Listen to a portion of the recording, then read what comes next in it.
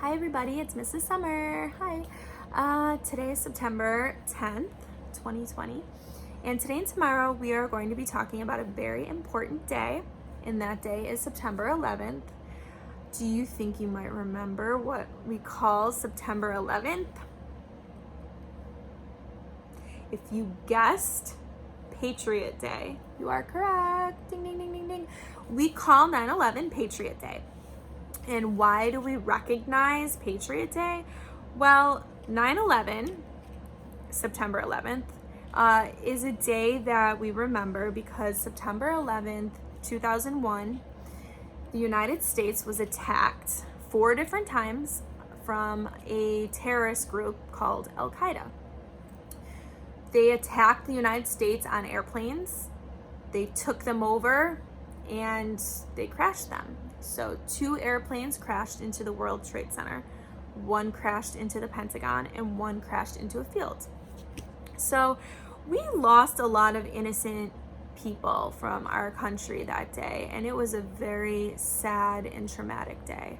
And it was a day that we will never forget, especially the ones of us that lived through it. I'll never forget that day. It was scary. We didn't know what was happening. The news people didn't necessarily know what was happening right away, so there was a lot of unknowns.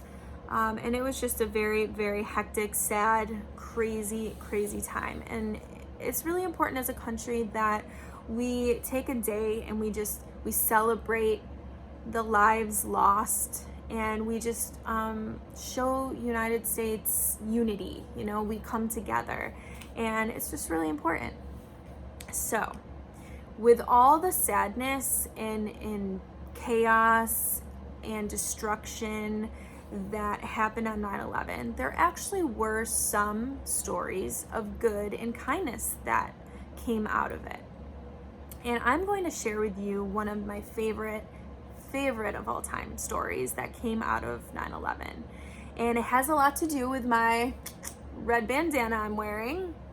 If you're wondering, I don't normally wear a red bandana, but today I am, because it is a symbol for a man in the red bandana. And that is actually the name of the story I'm going to read you. So you're going to find out why I love this story. You're going to find out what this handkerchief or bandana symbolizes. And the one thing that is really, really, really unique about this story is that it actually is a true story. It's called The Man in the Red Bandana, and this man in the red bandana was a real person. He was real. This is based on a true story, and it was actually written by his family. So I'm gonna share, without further ado, I will share so you can see why I just love this story so much. Again, The Man in the Red Bandana by Honor Crowther Fagan and illustrated by John Crowther. Okay. So, actually I'll show you after. When he was only 7 years old, Wells was given a bandana by his father. It was a special gift that made Wells feel strong. And here's a picture of him and his dad, and there's his dad's back pocket with a blue bandana, and there's Wells with a red. And they have it tucked in their back pocket. Wells' dad always carried a blue bandana, and Wells' new bandana was just like it, only red.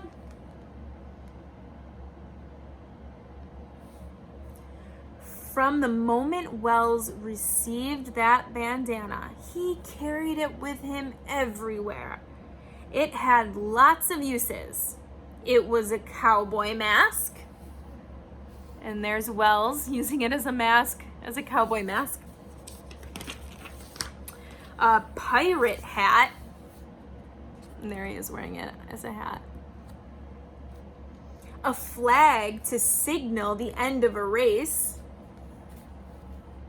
So those two are racing, and he's waving the flag to show who's going to be the winner.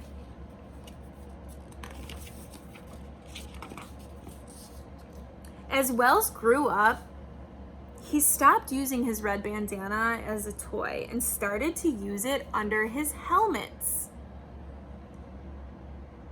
And there he's wearing a shirt with a number on it, and there's like this net with a stick and a helmet. What do you think he might be doing? Think about it. And there's his bandana. I wonder what he's doing in that picture.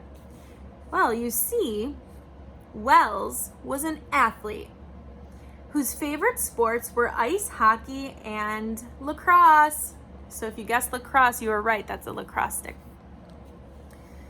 He wore that bandana underneath his helmet to keep the sweat out of his eyes.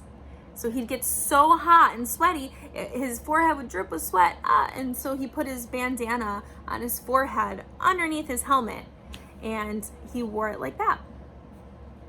Wells not only wore a helmet when he played sports, he also wore one as a volunteer fireman. So here's him playing hockey, and you can tell which one is Wells because he's got the red bandana. And this is him as a volunteer fireman. And a volunteer fireman is a person that gets trained and is a fireman, but he does not get paid. He volunteers his time, so he does it for free to help people. At the age of 16, Wells again followed his father's example and became a volunteer fireman. He trained with real firefighters and was taught that rescuing people who were trapped inside was first priority. So if there's a fire, firemen, they are the ones to get in and get those people out as safely as they can. He also learned how to get safely through the burning building and put out fires. It was this training and the red bandana that helped Wells become a hero. A hero is a really big word. So I wonder, why is Wells known as a hero? After college, Wells went to work on the 104th floor of the World Trade Center in New York City. So think about that. And there he is working. 104th floor. So we are on, 5th grade is on the 1st floor of South River. Upstairs, the 3rd and 4th grade, they're on the 2nd floor. So just imagine keep going up and up and up to 104 floors. That is very tall, very high. When you look out the window, you're really, really high up, and you might even see clouds below you because you're so high. Wells loved working up so high. He often called his father on rainy days to ask, "Is it raining where you are?" When his father replied that it was, Wells would say, "Well, it's sunny up here." But on Tuesday morning, September 11th, 2001, it was not a rainy day. The sun was bright and there were no clouds in the sky. And there's the Twin Towers. It was such a nice and sunny day. Wells sat in his office. He heard an explosion nearby that rattled his desk and his chair. His desk and his chair started shaking. When he looked out the window to see the World Trade Center, Tower 1 building, he could see fire spewing out of the floors right across from him. So remember that beautiful picture back here? It was a nice sunny day. There's the buildings and it looks so peaceful. Well, this is what it looks like now. Imagine how terrifying that must have been. This was like a huge hole with billowing out smoke from it. Wells wanted to help the tragic situation unfolding in the next tower. Just minutes after the explosion in Tower 1, Wells left his office. And there he is. You can see him just running out of the office. And you know it's him because there's his red bandana. Now, I know if I looked out and saw an explosion like that, I mean, I would like to think I would want to help people, but I just know that I probably would be really terrified and scared, and my natural instinct might be to just get out and get far away from that. But Wells' mentality is, I'm going to go towards that fire, and I'm going to go towards that really scary looking situation, because if I can help people, I will. So it just really starts to show you what kind of person he is. He definitely seems really, really kind and selfless. And selfless means when you think about others before yourself, when you'd rather help other people before thinking of your own needs. To get down to the lobby from above the 78th floor, you had to first take an elevator to the 78th floor sky lobby. From there, you took a non-stop elevator to the ground floor. Many people would be waiting in the sky lobby for their elevator. And you can see in this picture, there's the elevator line and they're just waiting there, tons of people. So it could have taken a long time. Wells knew it would take so long to wait for an elevator from the 104th floor to the sky lobby and then one to the ground. So he headed down the stairs. And you can only imagine, I mean, going down 104 flights of stairs, that's a lot of stairs. In a few minutes, Wells had made it all the way down near the 78th floor. That's when another explosion occurred. Only this one was much louder and stronger than the last. So knowing what we know about 9/11, think about what do you think that second sound, that second explosion is?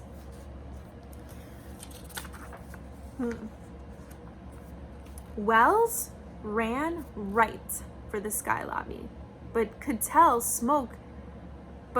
by the smoke coming into the stairwell that there were fires burning inside. Wells took out his red bandana and tied it around his nose and mouth, like so, kind of like how we would wear for the pandemic. And so that he did not breathe in smoke, so blocked out the smoke, and he could breathe better. And this is him tying on his bandana. And again, he sees smoke and knows there's fires, and instead of running away like your average person, he ties on his bandana and he starts to go for it. When Wells entered the sky lobby, it was hard to see through all the smoke. There were badly injured people who needed his help to get to safety. So he walked in and there was so much smoke, it was so dark and it was so thick he couldn't really see, but what he could see was a lot of people hurt and in need of help. He found a fire extinguisher to put out the flames and continued to endanger the survivors. I read that wrong, sorry.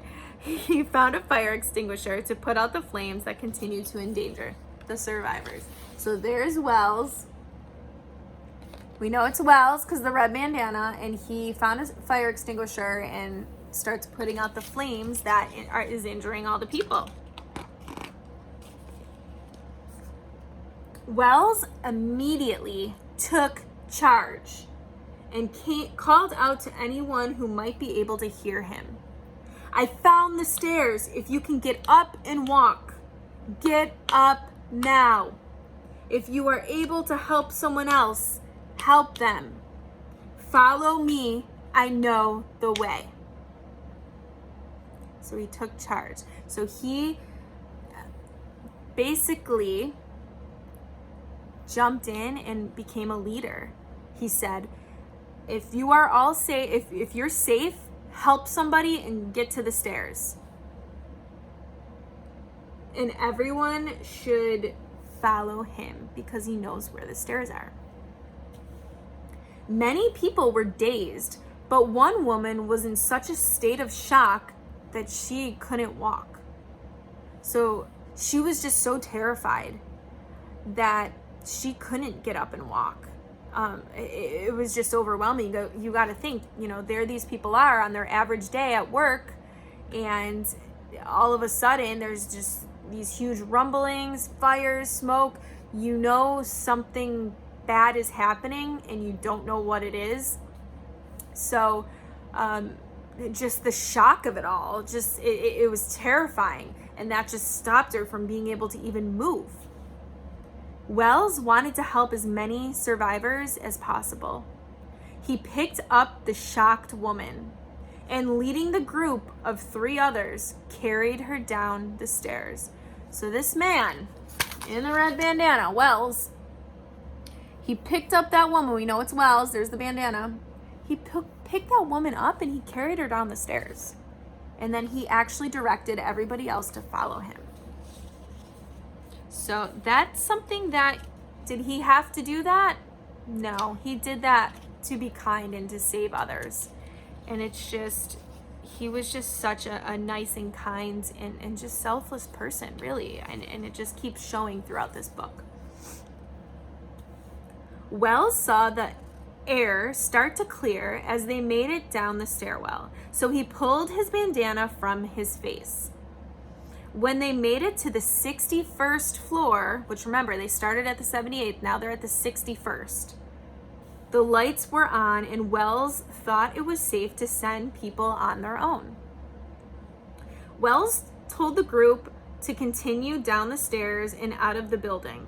He turned around and headed back up the stairs. So there's the group of people he helped. And now, because it wasn't covered in smoke and the lights weren't out, like the lights were on, he figured, okay, it's safe. I'm gonna go back up. And think about it. What do you think he's going back up the stairs for? It seemed very dangerous and scary. Why would he do that? Well, knowing Wells, probably to help save more people.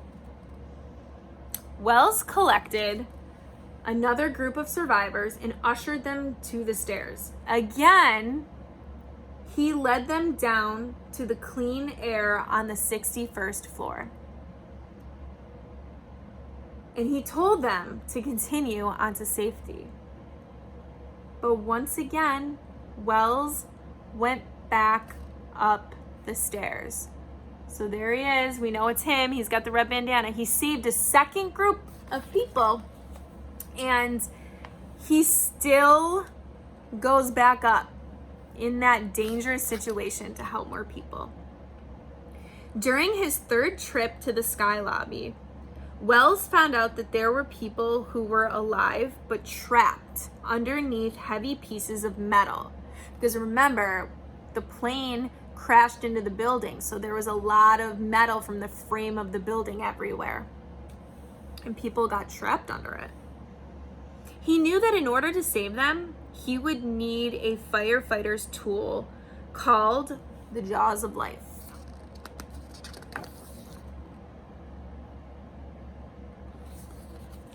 So let's see what happens. Wells followed the stairs down to the lobby for his 3rd and final trip. He found the command center where firefighters and police officers were planning the rescue effort. Wells let them know that they would need the Jaws of Life up in the Sky Lobby. But Wells would not make it back up there. The damage to both buildings was too severe, and soon they collapsed. So there's Wells going back to get help. There's the Jaws of Life. It's just like a tool that helps like lift things and open things up. And the damage was just too bad. And the buildings collapsed. And since he was in the building, it collapsed on him and he didn't make it. No one knew what happened to Wells until his mother read a newspaper article months later. So think about that. His parents did not know what happened to him. Now, on 9/11, that was the last time they heard from him. So they assumed, okay, he was killed in 9/11, but they didn't know the details. And it was probably very terrifying and very sad for them, because they didn't know what happened to their son. In the article, survivors recalled being saved by a man in a red bandana. So the mom's reading this story about a guy saving people who was wearing a red bandana. So what do you think she might be thinking? She said to herself, "There you are, Wells. I have finally found you." And what does that mean? That just means she probably wondered for months what happened to her son on that day. And hearing that these people were rescued by a man in the red bandana, she's saying, finally, now I know what happened. You died saving people. Wells was recognized through pictures by two women who he led to safety. They will never forget the bravery and strength that Wells showed on that day. And bravery means he faced something so scary and terrifying just to help people. He was being brave. He didn't let that scary situation stop him from helping people. They will never forget the man who saved their lives. They will never forget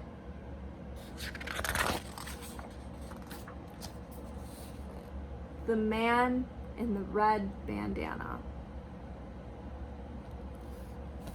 Okay, so this is definitely one of my all-time favorite stories, and now you probably know why. I love what the red bandana represents. The red bandana represents Wells, who was a selfless, brave, kind person who risked his life and died saving people and helping people. I mean, that really is a true hero. He really, truly saved people in a horribly scary situation, just out of the kindness of his heart. So we are going to be doing some Google Slides activities that have to do with the story. And I will be posting I'm posting this video, so you can go back and re-listen to the story as many times as you want with my wonderful, lovely voice and face. I'm also going to be posting a PDF of the book itself, so you can actually reread it, or you can read it with your family and just share what a nice story this is, because it is a great story. So I will be posting that as well, and you can use those as a resource to answer your Google Classroom assignments and classwork. So definitely take advantage of that. All right, thanks. Bye, guys.